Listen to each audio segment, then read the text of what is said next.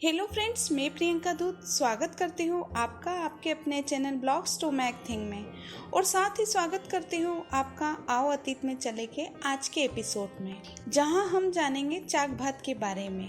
हमने आपको तेल बिंदोरी के बारे में बताया था। अब हम आज के एपिसोड में चाक भात के बारे में बताने जा रहे हैं। तो आइए कैलाश जी की कलम से जानते हैं कि क्या होता है चाक भात और कैसे इसे मनाया जाता है। आज प्रातःकाल से ही गांव, गली, मोहल्ले में जात, बिरादरी और व्यवहारियों को मांडा दिया जाना है, अर्थात जीवन का नोता देना है। नाई को साथ लेकर नोते दिए जा रहे हैं। शादी के एक दिन पहले चाक भात पूजन वाले दिन सभी को मनवार पूर्वक भोजन इसलिए कराते थे कि दूसरे दिन बारात लेकर जाना या हमारी यहाँ बारात आ रही है, उनके स्वागत मान मनवार में कोई कमी ना रहे, पूरा ध्यान उन्हीं में लगा रहे। इसलिए समस्त गांव वालों को, व्यवहारियों को मिठाई से मीठा मुंह कराकर अपनी खुशियों में शामिल करने के लिए उन्हें भोजन कराते थे, जिमाते थे और इसे मांडा भी कहते थे। भोजन जिमाने का कार्य सायंकाल सूर्यास्त से पूर्व शुरू कर देते थे। जीवन के नूते लग रहे हैं। इधर नाना जी, मामा जी आ गए।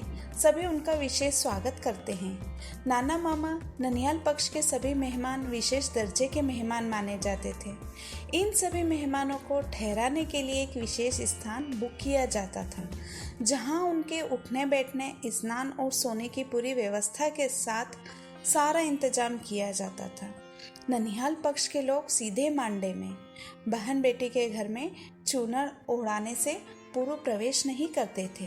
बहन को समाचार मिलता कि उनके भाई मायरा लेकर आ चुके हैं तो वह मारे खुशी के फूले नहीं समाती थी। इधर सभी महिलाएं चाक पूजन की तैयारी में लगी होती है। चाक का बुलावा दिया जाता है। महिलाएं चाक पूजन हेतु एकत्रित होती है।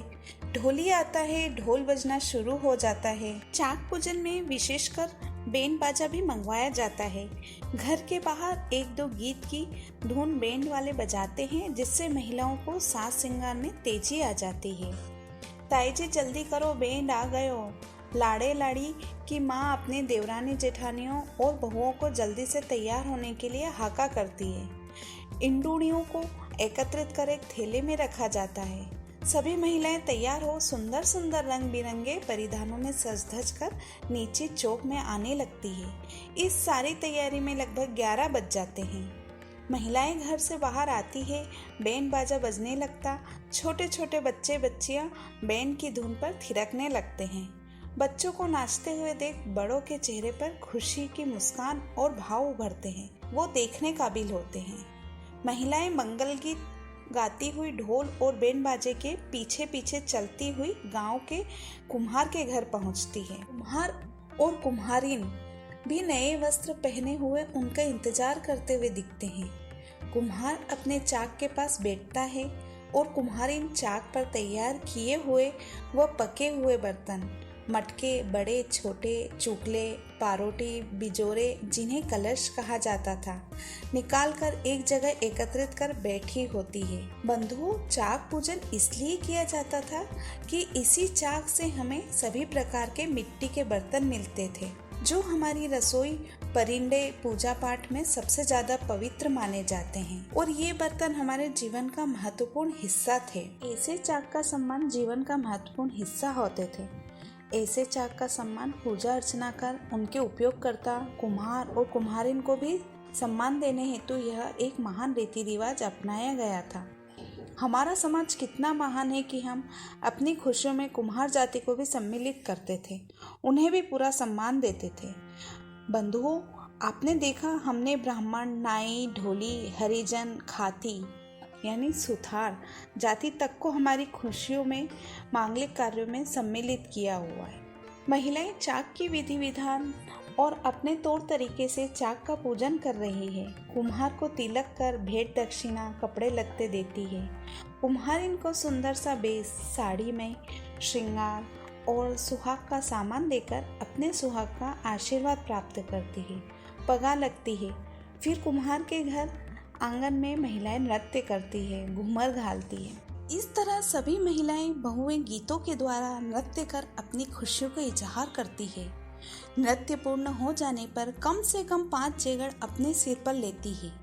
जेगड़ में एक बड़ी मटकी, उस पर एक छोटी मटकी और उस पर एक छोटा चुकला, पारोठी और फिर उस पर बिजोरा रखा जाता है। यह सब मिलकर एक जेगड़ कहलाती थी। सिर पर इंडूणी रख उस पर बहुत ही सावधानी से एक मटकी रखते हुए पूरी जेगड़ बना सिर पर रखी जाती थी। पारोठी पर गले का हार या कंठला या बजंटी गले में पहनने अनुसार धराया जाता था। फिर उस पर फूलों की माला पहनाते थे और बिजोरे के नीचे आसापाला या आम के 5-5 पत्ते रखे जाते थे। इसे शिव पार्वती या ईसर गंगोर के समान मानते हुए शिव पार्वती का ध्यान करते हुए गंगोर माता, जो महिलाओं के लिए अमर सुहाग का वरदान देने वाली माना जाता है। चाक पूजन में गंगोर का आनंद लेते हुए हमारी महिलाएं पूरे गांव में गीत गाती हुई अपने घर मांडा पहुंचती है। घर के दरवाजे पर सवासणे घर के बड़े जवाई द्वारा जेगड़ को तिलक कर आरता किया जाता है और एक एक जेगड़ को सिर से उतार कर गणेश जी के कमरे में रखा जाता है। इस कार्य में अन्य जवाई भी मदद करते हैं। इस कार्य के लिए जवाई राजा को अच्छा खासा नेक दिया जाता है, जो सभी जवाइयों में बराबर बांटा जाता था। जेगड़ उतर जाने के बाद फिर महिलाएं घर के दरवाजे पर ढोल और बैंड बाजों की धुन पर व गीतों पर भरपूर नृत्य करती थी। सभी महिलाओं को पतासे और कोई उपहार भेंट किया जाता था। बंधुओं, इस प्रकार शादी की चरम सीमा पर पहुंचे हुए आनंद का भरपूर आनंद लिया जाकर हमारे श्रेष्ठ रीति रिवाज परंपरा को बखूबी निभाया जाता था। अतीत में हमारी कोई भी महिला राह चलते सरे बाजार में ढोल बैंड बाजों की धुन गीत पर नहीं नाचती थी। वे हमेशा अपना नृत्य अपने घर के चौक में या घर के दरवाजे पर नाचती थी, जिसको देखने के लिए उस वक्त घर परिवार के ही परिजन हुआ करते थे। यह हमारे समाज की सर्वश्रेष्ठ परंपरा थी। अभी तक दूर दराज के मेहमानों का आना जारी है। सभी मेहमान भाई बंधु दिन का भोजन करते हैं और महिलाएं बच्चे सभी भोजन करते हैं। भोजन के बाद नाना मामा द्वारा मायरा भरा जाता है। मायरे की तैयारी की जा रही है। यह मायरा घर के दरवाजे के बाहर खुले चौक में भरा जाकर विवाह की महत्वपूर्ण रस्म रीति रिवाजों को संपन्न किया जाना है। ननिहाल पक्ष द्वारा मायरा क्यों भरा जाता है, मायरे में क्या सामग्री लाई जाती है, किस प्रकार इस महत्वपूर्ण रीति रिवाज को निभाया जाता है, कितना मार्मिक दृश्य बनता है, इसे सभी की जानकारी हेतु जुड़े रहिए हमारे अगले एपिसोड के लिए। धन्यवाद।